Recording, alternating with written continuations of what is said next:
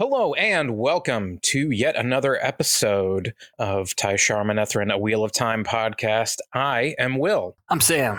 And Happy New Year. This is our update on the show episode that we do every month. And there are several things that have come out.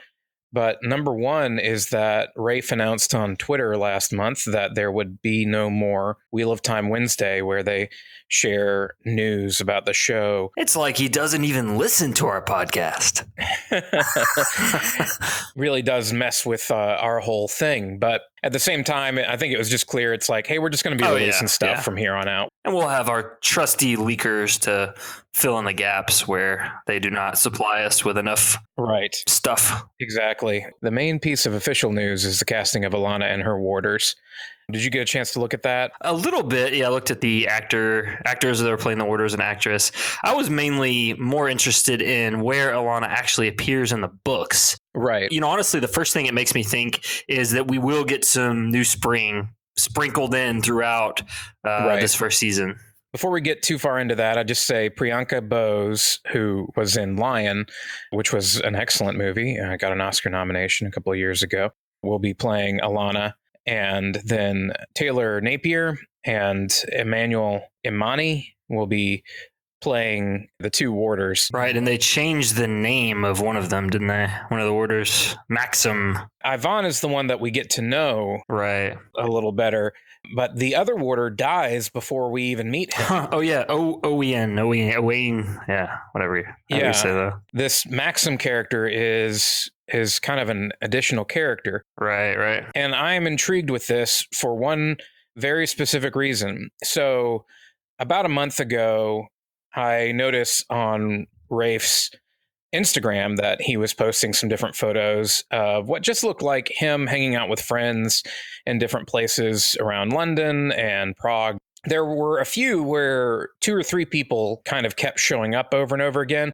And I was hesitant to post about it or draw attention to it because, for one thing, I was like, well, these are real people that may just be friends with Rafe that have nothing to do with the show. And I don't want to harass them by posting about, hey, what are these people? But one of the times they were celebrating a birthday for Taylor Napier. And so, who is this Maxim character. Right. And so I followed him on Instagram. This was before this announcement. Well, he followed me back. Oh, wow.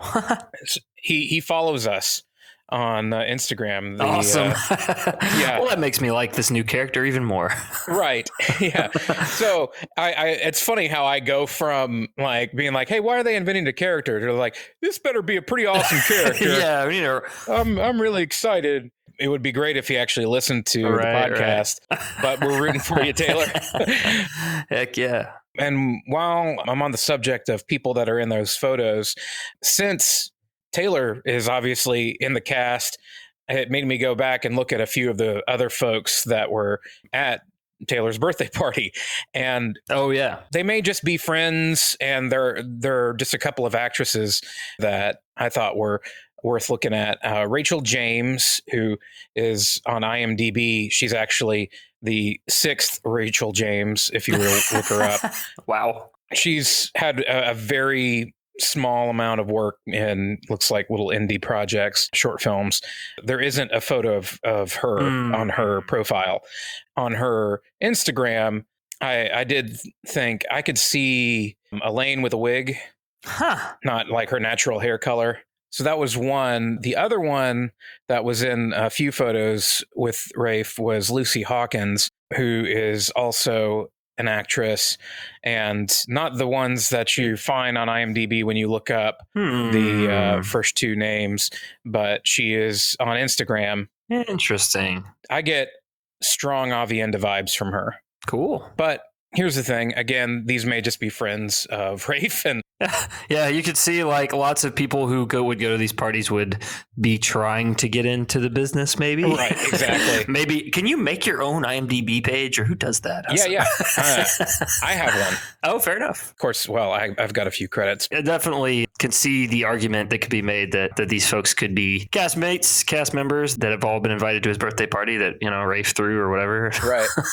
So, like, why wouldn't they come? They're just already at work. Right, exactly. And I just thought that was kind of interesting. interesting. And where was the party? Where did it look like it was, or did it say? It looked like it may have actually been in London. Oh, yeah. I was going to say, if it's in like Hollywood, then it's more likely that's just some waitress that's made her own IMDb page. Sorry, Rachel James, if you're listening. Yeah. But no disrespect to any of these people. No, not at all. But there is a stronger case to be made if they're in Czech or London or whatever, that somebody didn't just happen to pop in. Who knows? We will see as things continue to leak out. Now, you were talking about the business of where does Alana fit into this? Yeah, she is not in Eye of the World, is she? No, she is not. Mm-hmm. And I think we really don't get her until The Shadow Rising in any significant amount. She's introduced in The Great Hunt, but it doesn't have a big role. Yeah, for sure. So I have a little bit of the reaction that you kind of had to the casting of Logain, which is, why aren't we getting Swan? If we're, if we are going to be having some flashbacks into, you almost could not have New Spring without Swan. Yeah. I mean, if you're gonna have flashbacks, she is such a central character to that time period with Moraine. Like, there's just no getting around it. I mean, otherwise they're changing Eye of the World. There's no getting around it. Yeah. Like, that's just what's happening. And I mean, obviously by changing a warder's name, they are changing things, but that's not as big a deal as bringing a more, maybe not major character, but a prominent minor character forward in time, so to speak. And, maybe making her part of, maybe bringing her with Moraine to the Two Rivers. I don't know. I guess, but that would change things. You know, I mean, totally. I mean, I think based off of the table read and images that we have had leaked, it's safe to say that she's probably not in Emond's Field at the beginning. But I mean, it's interesting. There are thousands of characters in these books, and one of the jokes that the fandom kind of has is how many different random Aes Sedai there are. That's true. I saw a meme where somebody took the moment in Endgame where Scarlet Witch comes up to Thanos and is like, "You took everything from me," and he's like, "I don't even know who you are." And there was like some random Aes Sedai is what they is like, exactly. I don't even know who you are. And how often, particularly in the later books, they'll just mention some and they probably introduced her in the first half of the series. Right, you just have forgotten about her completely, like just a throwaway names in like someone's entourage or whatever. Right, exactly.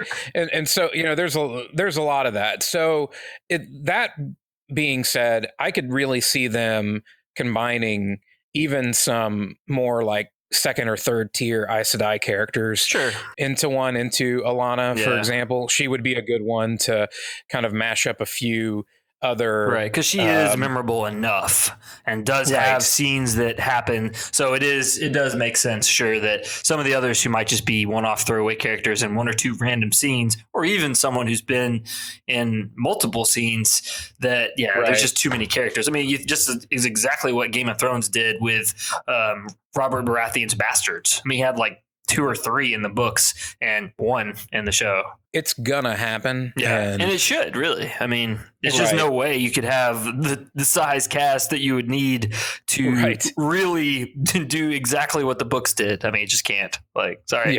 2,000 characters. Yeah. So one of the big leaks was a few photos of what looks like Emond's Field. Oh yeah, I liked that. That's pretty cool. Yeah, I was excited about that. I saw some people saying, hey, maybe it's not Emond's Field, maybe it's just a random village in another scene, and hey, it could be. But if it is, that shows a great attention to detail for this. Yeah, I mean, the thatched roofs just makes me think of Sin Bui. Like, right.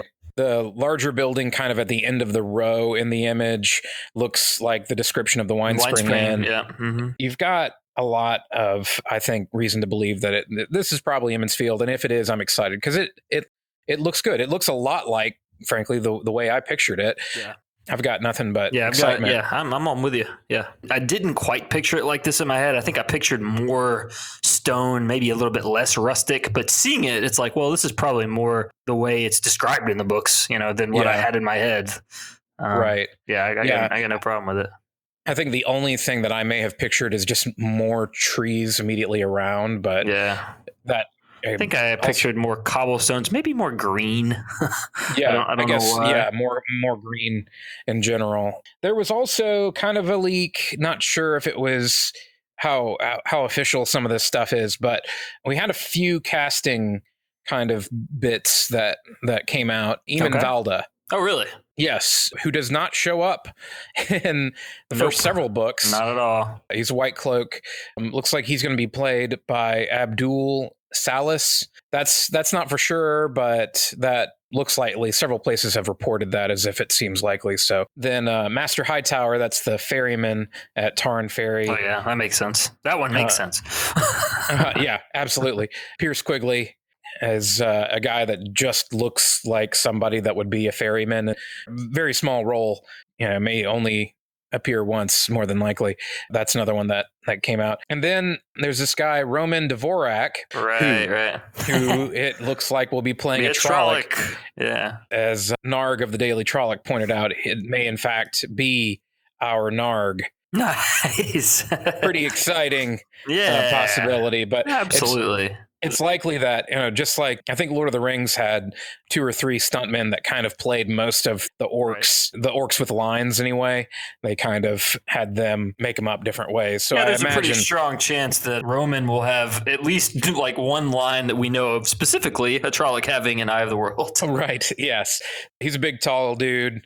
Looks kind of intimidating. Of course, hopefully he'll be heavily covered in makeup or prosthetics or whatever. Right. Other than that, we have Matt's little sisters, twins, Eldrin and Bode Cawthon, Lilibet and Latiana. And they have this last name, and I don't even know how to begin. Butanaseva?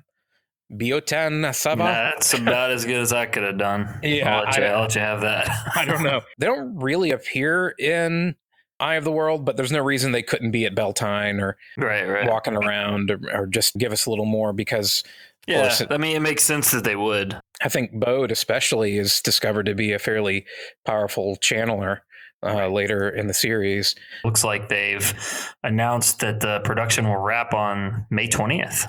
Yes. That's crazy. Also, that the first season will only consist of 8 episodes. Yes. I'm glad you brought that up. So there have been a couple of different little leaks about that. The 8 episodes seems likely for a number of reasons.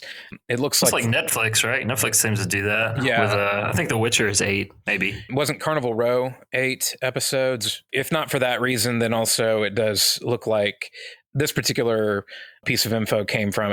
It seems pretty likely. And 8's good, especially if they're only covering Eye of the World. That would be an appropriate amount, I think. Yeah. Now, if they're trying to cover too much more than that, not good. Yeah, I start to feel a little bit like Loyal and say it's too hasty. Yeah, I mean, Eye of the World has a decent climax at the end of it. I mean, it's a story in and of itself. There's plenty of material there. I don't know why you'd need to go trying to add stuff to it. Rafe posted a photo of what he said was the season 2 writer's room. And which is exciting, of course. And it was kind of a funny post because he posted this photo and there's one tiny little whiteboard on it. And he said, the folks who put together our writer's room underestimated the amount of whiteboards we would need or something like that. Well, that's fair. I mean, knowing what we know. But then everybody was like, season 2, what? And he didn't ever really respond and say, oh yeah, season 2 confirmed or anything like that. Right. And so, a lot of people are taking this as, oh, season 2 is definitely happening. And I'm not saying it's not, but I think they're just writing it right now. And it means it has likely been greenlit for production. Yeah. That it's encouraging to see that they're kind of thinking about what's next so that there's a pretty clear roadmap in their minds of where they're headed.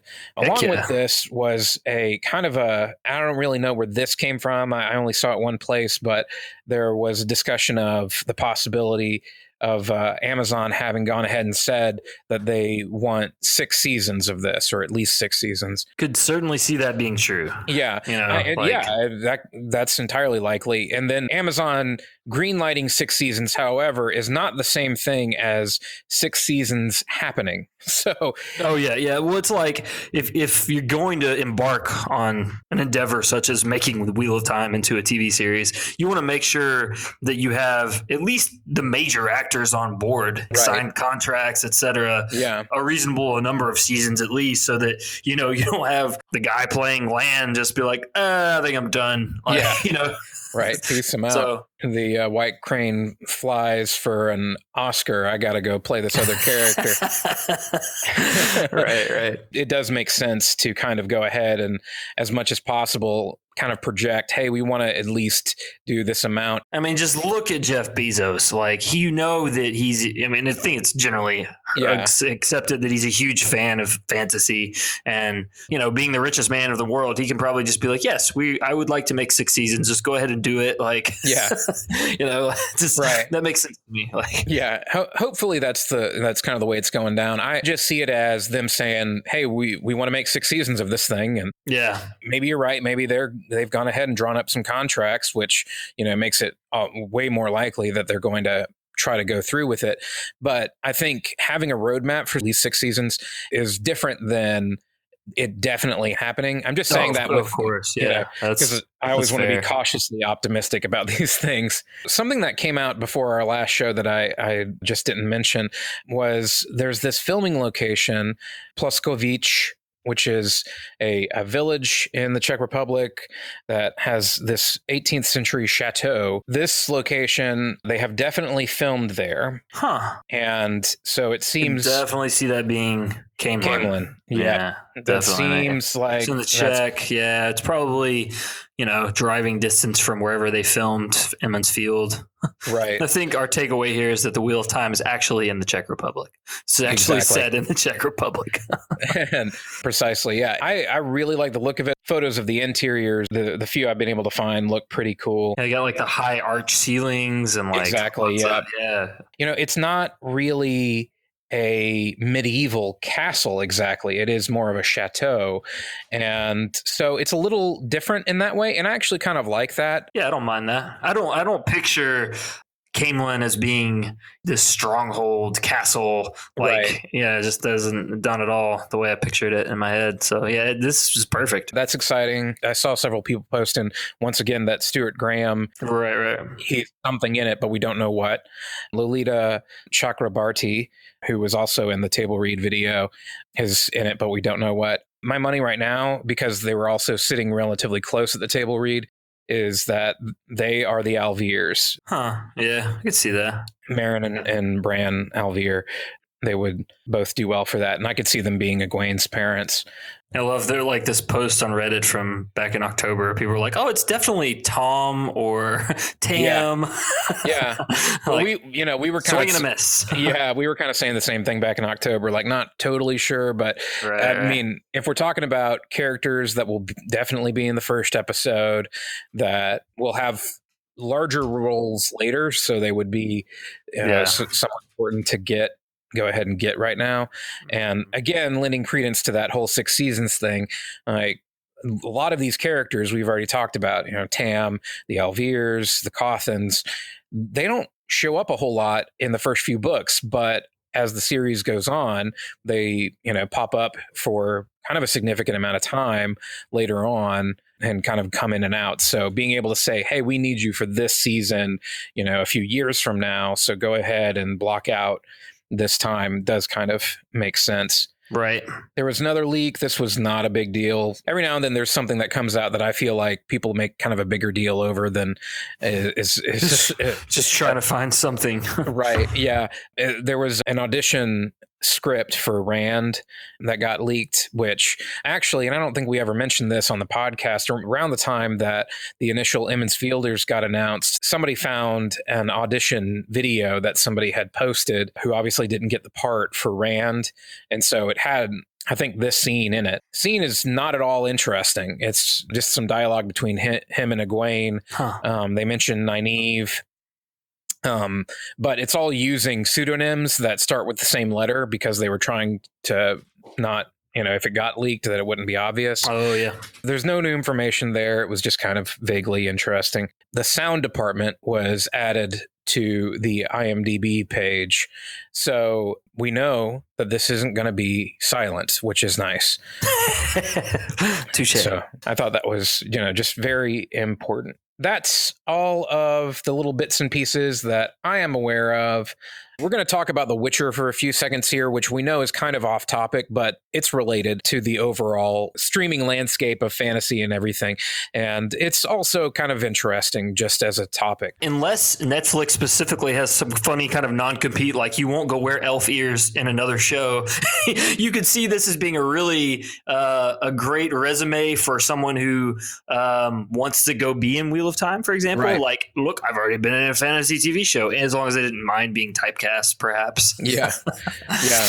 So, maybe we could, and I've even seen a few posters like, oh, this person from The Witcher would make a great Elida. Like, okay, maybe, but that doesn't mean she will be.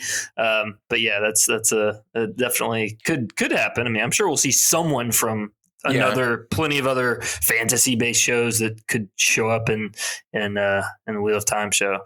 It's funny because it's intended for mature audience. It's not surprising that it is, given like the video game, for crying out loud, right? Yeah. Is intended for a mature audience, as are, I'm sure, the book source material. I'm not super familiar with that, and even knowing that going in, it's like you sort of know what to expect. But yeah, it's still, for me, it was not what I'm looking for. Yeah. For Game of Thrones fans, it might be scratch the itch, perhaps. Yeah. For Lord of the Rings fans, however, it's not that sense of high fantasy. You have modern colloquial foul language, which that threw me off a little bit. And again, I don't know if that's typical of. I haven't played the video game and I haven't read the books. I don't know if that's typical of those as well. Yeah, I certainly hope that the Wheel of Time TV series does not take that approach, because there's such rich profanity written into the books, like mother's milk in a cup, blood and bloody ashes. My aged grandmother. Yeah, I mean, I have no problem with Henry Cavill. I thought he is great, and I really enjoyed his performance. I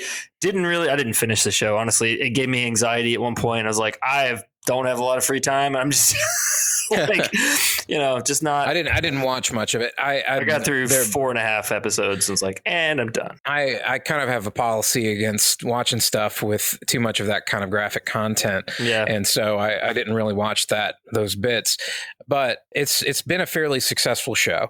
And so the good thing about that for Wheel of Time is that it continues to sort of validates the investment, so to speak. Right. Yeah. Exactly. I get the impression that they did spend a significant amount on The Witcher, but at the same time, I wouldn't be surprised if they are investing more in Wheel of Time. Yeah. I mean, because you think about the scale of the Witcher show, and I know that the books and the video game in particular are a much greater scale in terms of complex storylines and that sort of thing. The show itself is fairly limited in that way. You have these three characters, really three different time periods, which is sort of strange. I thought it was a strange choice. And so it's a lot more of a limited scope, felt like. Fans of the Witcher books can correct me if I'm wrong, but as I understand it, the story for this season was taken from kind of a series of short stories that were almost prequel kind of things. Oh, interesting. I don't think I knew that. Which is, I think, part of the reason why the timeline is so wonky, is because it's taken from the three different, this is all what happened before kind of the main course of the plot kicks in. Right. That's the impression I got anyway. Haven't read the books, so I can't speak too much to that. But I was thinking it sets a bit of a bar for what we can expect for a streaming service in fantasy. Yeah, I'm glad that bar was not set by, say, Bright.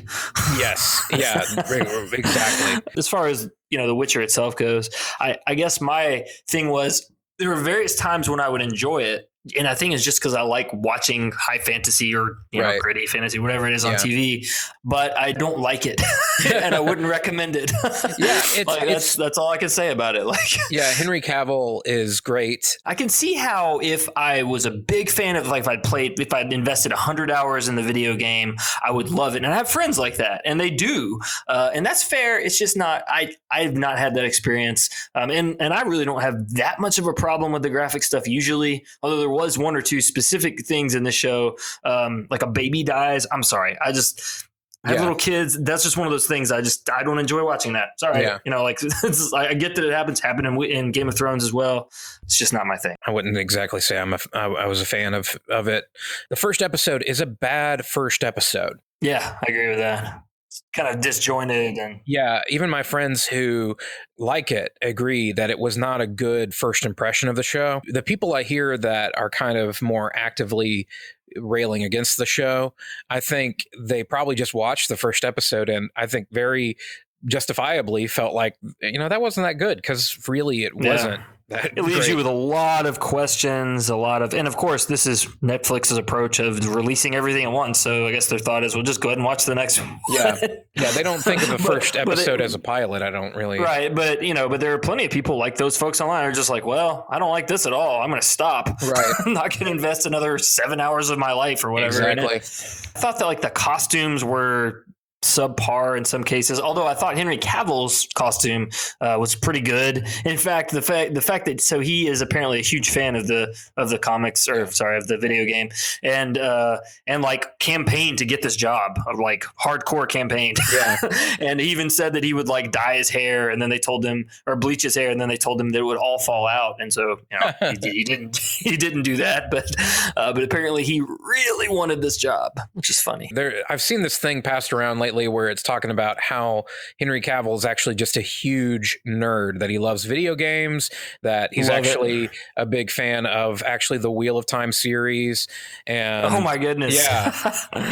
and so, now I'm thinking, who should we cast? Yeah, exactly. Possibly a Forsaken.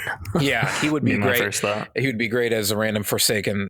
Just as a kind of an interesting side note, in The Witcher, Tai'Shar, I don't know if I'm saying her name right, the Yennefer's kind of mentor. Oh, yeah. Played by Mayanna Buring. She was my pick for Morgaze. Oh, nice. Just as a interesting little side note. Yeah. That's pretty good. I think someone online, that's who I was thinking, someone online said that she would make a good Elida. And I mean, she does kind of have either one, really. The expression. That's pretty cool, though. I could see her as Morgaze, absolutely. Yeah. There's plenty of examples like that. That's good. Just entitle this episode The Wheel of Time, show spoilers, and also The Witcher. Yeah. A few minutes on The Witcher. Yeah, it had to be done. As always, we want to invite you to visit our website, to follow us on social media. Our website is tsmpodcast.com, and all of our social media is podcast TSM. Just go and find us, talk to us. On our site, you can fill out the form to contact us or take the survey if you want to anonymously tell us how bad we suck at this. Hey, if you do have feedback for us, by the way, we get some every now and then. Make it specific. We want to know if you feel like there's... I was about to say, I know we got one specific piece of feedback that we weren't organized. Yes. It's fair enough. I get that, but please tell us how you would like us to be more organized. Yes. If there's because I don't know how to be more organized than just going chapter by chapter. And we leave things out, right. And we'll go back. But and we're going to forget where your head's at, man. Yeah, exactly. Yeah, I think I don't know if it's that we occasionally get things factually wrong or whatever, which we're doing our best. Tell us that. That's what I want to know. Yeah, tell us about the things we get wrong so we can correct ourselves later when we come back. Definitely. We'd be glad to. If you say nice things, we'll be glad to give you a shout out. And if you have feedback for us, we actually are glad to hear that too. It helps us get better at this, and we're enjoying doing it. At work, we have a picture of Abraham Lincoln posted and says, "Abe, always bring an example." There you go. No, I'm just picturing Abraham Lincoln in the Wheel of Time show. Anyway, I don't know how that would work. Not important. Okay, well, next week we'll be continuing on with the last bit of the Shadow Rising. Make sure to join us then. Until next time, Sam. Tai'Shar Manetheren.